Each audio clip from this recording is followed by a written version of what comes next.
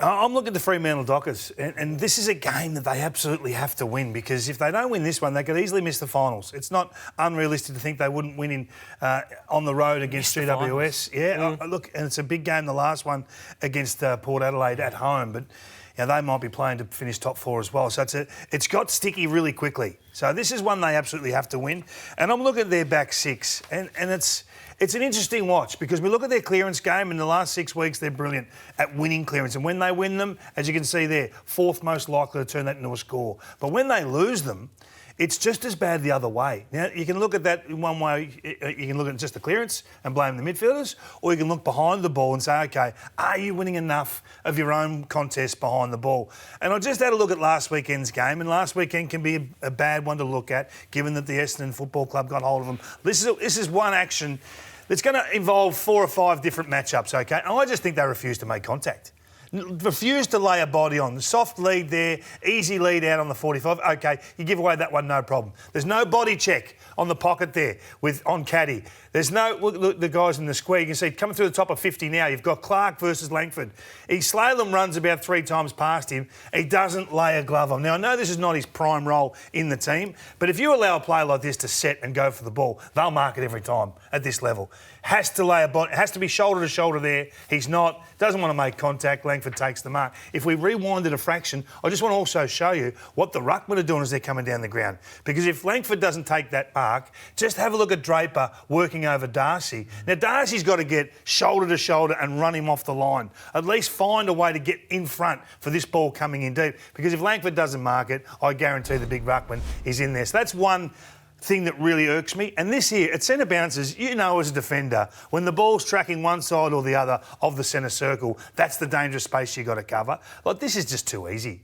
Lead and, kick and catch, really. So I think they've got a lot of work to do, Fremantle, behind the ball. Without Alex Pearce there, Pearce is the one. You put him back in there and forget all that, right? We know that he's able to be the big presence down there, but he's not going to be there on the weekend, and this is a game they have to bank. I want to see how physical they can be, because if you give Jeremy Cameron or Ollie Dempsey or Henry or Neil or these guys a bit of space like that and the ability to play, you'll be in trouble in a heartbeat.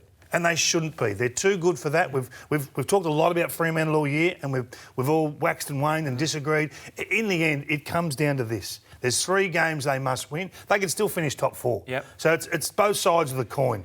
But it's up to them to perform. It doesn't matter what we say, but their backmen, in my opinion, have got to get their hands dirty and in a meaningful way. That game there, the last one, of course, is the last game of the season. It could be an absolutely fascinating way. They play the Cats. We just saw where they both are on the ladder. Jeremy Cameron's 250th game, but we've talked a lot about the changes the Cats have had to make, or they've certainly made with some of their key personnel. What's been the flow-on effect of the Tom Stewart move? There's been a lot of talk about Tom Stewart and what teams should do and the impact he's having. And we know since he's moved into his new role, starting in centre bounce and playing behind the footy, he's polled coaches' votes in all 6 games. So his form is back. So that's one tick that Chris Scott has been able to get out of it. But look at the flow-on effect of just one move has made. So the first 2 stats there are the contested ball and clearance differential numbers.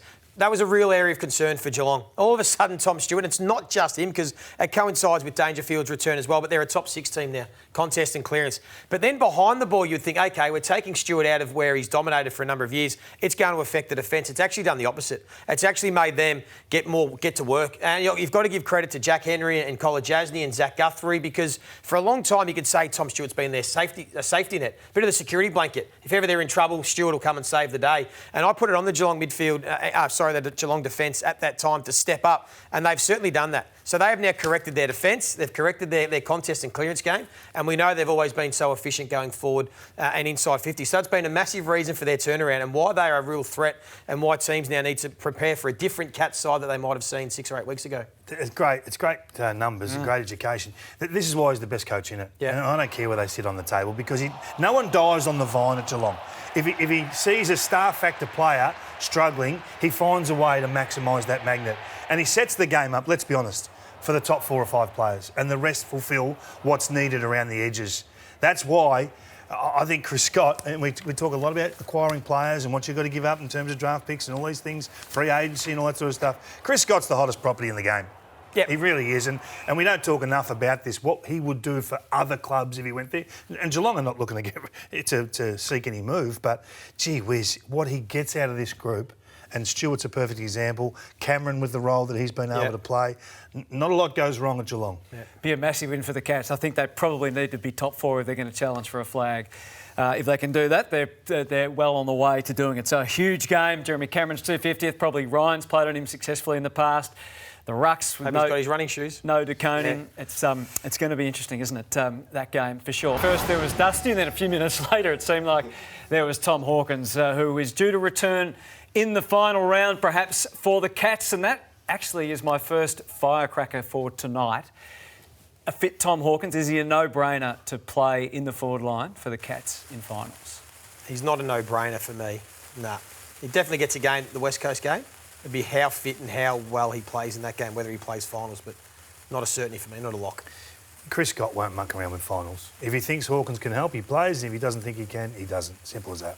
All right, you alluded to it a little earlier, Kingy. I asked this question last week, but a week on, who is the All-Australian ruckman now? Oh, well, there's an argument for the big O and there's an argument for the big X. Right, so it's all about X's and O's. X's and O's. Chromosome. I don't know which one. Look, Tristan Sherry for me, but Big he's had a fantastic year too. I've got Sherry in front now. Yeah. One of the big omissions this week was Jack Lukosius from the Suns. Will he be there next year? Oh, no, it's a bad time to be dropped, isn't it? I don't think he'll be there next year.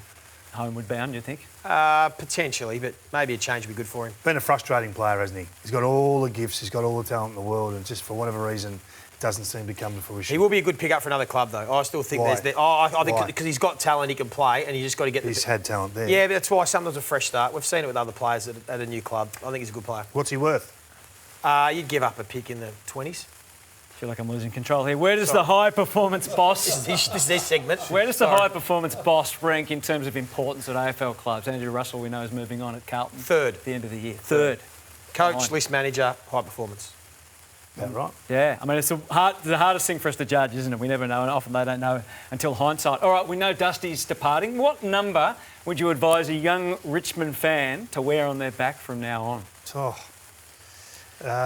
Gibcus. What's it, 18? 18. Gibcus? Josh Gibcus. Stick another 4 on it. 44, Seth Campbell. 44? Okay. Yeah, put another 4 on there. Right. Then saves you having to get a new budget. jumper. Yeah, good.